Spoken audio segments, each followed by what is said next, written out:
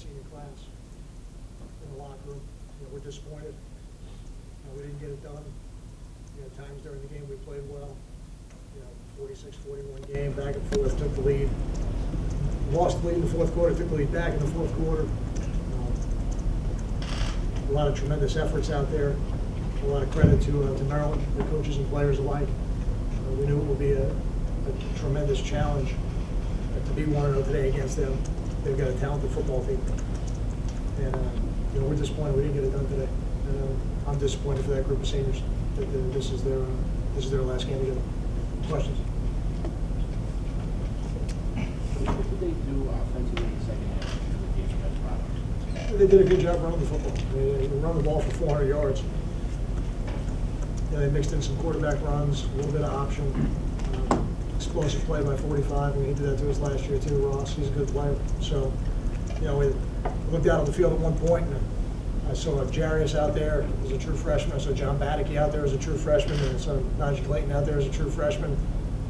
And then I saw an 81-yard touchdown.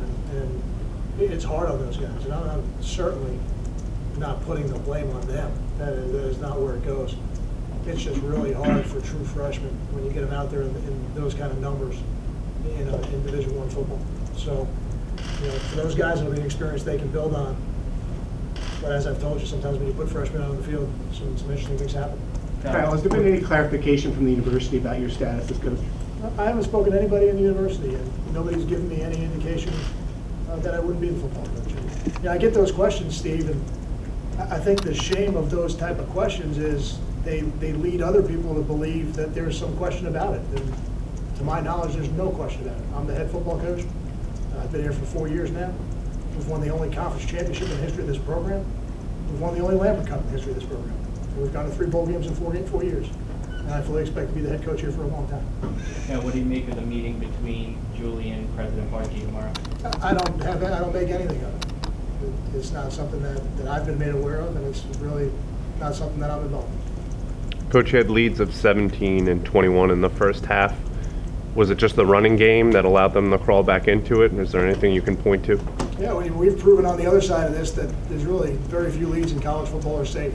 We've been on the other side of a couple of these games, and when we came in at halftime, I told the offense we need to continue to be aggressive. I felt like we were going to need more points, and we came out in the second half and unfortunately turned the ball over on the first play. That's not the reason. That's just part of the story. But when you get leads in college football, you got to keep playing because we've proven that we can come back. We've done it twice in the last year and a game. That we can come back from 25-point deficits, and I had no doubt that Maryland had enough firepower to do it. Kyle, you said the questions kind of fuel speculation, but so don't you think it would help if someone came out publicly and said Kyle's going to be here? It would end the speculation, no? I don't feel that way. I mean, does your editor come out every day and say Dan Duggan's going to continue to work for NJ.com? No. So again, I'm the head football coach. We've got an excellent recruiting class in place right now. We've got a lot of exciting things happening in our program. This has been a tough year. We're all disappointed.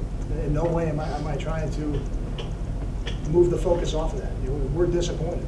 We're a 4-8 football team, and we're not happy about it. But we're going to go back to work tomorrow. Kyle, if you were talking to the fans right now, how would you tell them that the program is headed in the right direction? Well, I think when you're talking about the direction of the program, you can't just look at 1 year. I think you got to look at a body of work, and you got to look at the young players that are in the program. And if you take a look at this football team and how many of these players are going to come back next year, you feel great. I don't really want to feel great right now. I'm really disappointed in today. I'm not happy about today. So I don't really want to feel great right now. But your question is about the direction. And I look at all the young players that contributed this year and got a lot of great experience. And there's some growing pains when you do that. But we're going to reap the rewards of that.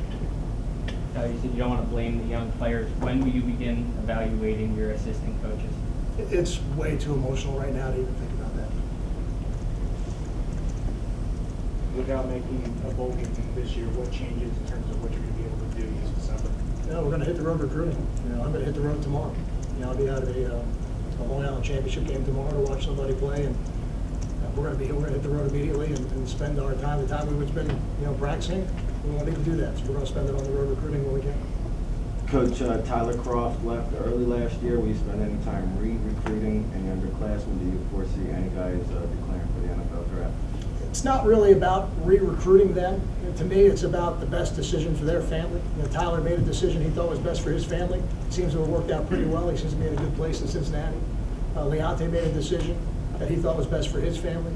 I think ultimately, when we see where he is drafted and what the reports last year were of where he could have been drafted, I think ultimately that'll be a good decision for him as well. And any player that has an interest in pursuing that, I think it's important they get evaluated by the NFL. I think that's an excellent process. They've done a good job of fine-tuning that process to make it really good. And then make the best decision for their family. We want to help them do that. So my job, my role in that process is really just to provide them as much information as I can.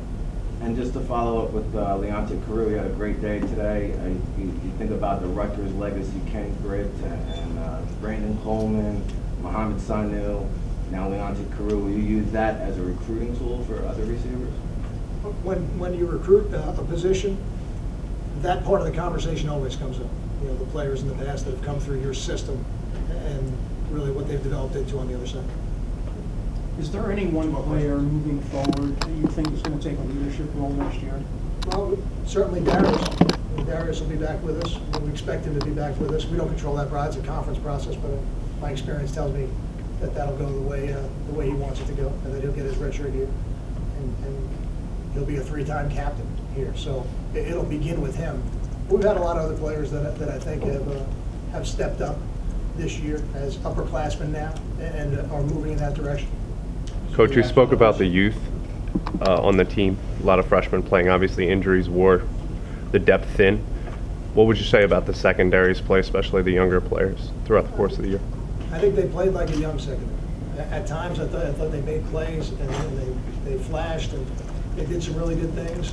But it's hard for young players to play at a high level consistently. It's just really hard for them. So I'm pleased with how they've continued to work.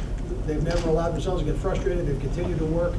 And now as we go through the offseason, it's going to be important that they continue to do that as well. What was your reaction to the fans booing when Chris came back in after he got knocked out? I don't react to it. I thought Chris reacted to it. I think as he matures, he's not going to react to it. But I don't think it affected his play at all, and that's the most important thing. What about his play? Go ahead, Ron. What about his play, Chris's play? Well, without looking at it on the film, you're just on the surface. 344 yards passing, 4 touchdowns. The interception at the beginning of the second half, he left the ball inside a little bit. You'd like to see Andre knock that down, so it's not an interception. But I thought he played well today. Thank you.